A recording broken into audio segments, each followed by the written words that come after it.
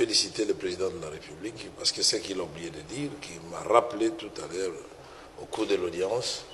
Il a félicité aussi la Cour constitutionnelle qui a accepté tous les candidats. Parce que dans le mental de certains membres de l'opposition, et même la plupart des Congolais, ils étaient convaincus que Katumbi ne sera pas candidat, il sera rejeté par la Cour constitutionnelle. On l'a accepté et moi j'étais l'homme le plus heureux parce que j'aime toujours m'affronter à des forts. Comme ça, le résultat, il est incontestable. Quand vous êtes une grande équipe, vous avez en face de vous une petite équipe, les challenges ne vaut rien du tout. Donc nous avons mené un combat démocratique sur le terrain. On a senti effectivement que l'adversaire existait sur le terrain, mais le système de jeu d'encerclement que nous avons adopté ne lui a pas laissé beaucoup de chance. Il était seul en train de circuler dans ses jets, il ne pouvait pas atterrir, à part à Kassongo, je l'ai vu, mais atterrir sur des pistes trop compliquées ou faire des centaines de kilomètres sur des routes complètement défoncées, ça, nous l'avons fait. Et les résultats, nous attendons, que je ne vais pas anticiper, parce que beaucoup commencent déjà à nous féliciter, donc, parce que c'est un secret de polichinelle.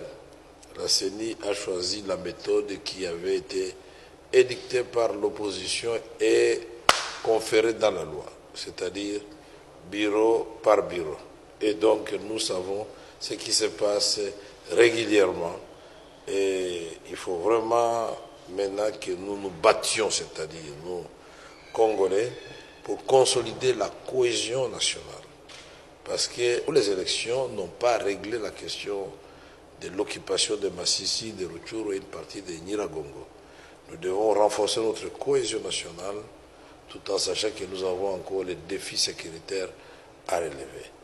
Nous devons, autour du président Félix Tshisekedi, nous qui sommes proches à lui rappeler, d'abord lui-même il le sait, qui est une fois proclamé par la CENI, il devient le président de tout le monde, de ceux qui ont voté pour lui et de ceux qui n'ont pas voté pour lui. Il est le garant de la nation, il est le garant des droits de tous les Congolais.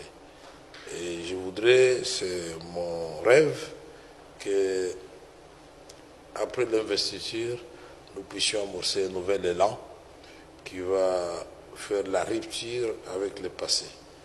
Pas de chasse à l'homme, pas d'interdiction inutile, pas de refus de papiers à certaines personnes parce qu'appartenant à une autre classe politique. Je crois que tout cela, connaissant bien le président Félix Tshisekedi, il va le faire. Mais ceci dit, nous devons aussi, nous, en tant que collaborateurs, emboîter le pas au chef. Et là, je peux vous dire que nous aurons un Congo qui fera beau vivre.